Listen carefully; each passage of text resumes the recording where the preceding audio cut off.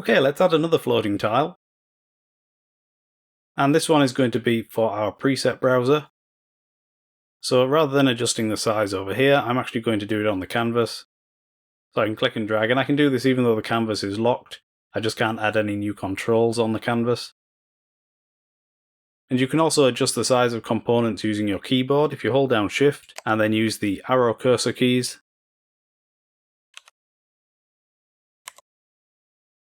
And if you're not holding Shift, using the cursor keys will just move the component around. For this one, we're going to set the content type to preset browser. So this is the same as the preset browser that's up at the top here all the time. Mine might look a little different to yours because I'm using a slightly customized version of HISE. So this one here, where it's just showing a bit of text for me, that should look like a star, like this one here.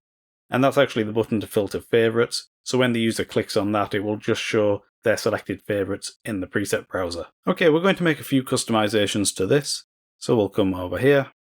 The first thing we're going to change is this one down here, num columns. We're going to change that to 1. And I'll hit F5.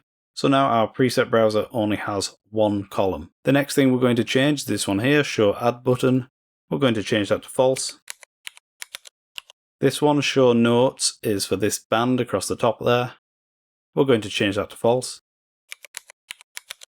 And this one, show favorite icon, we're going to change that to false.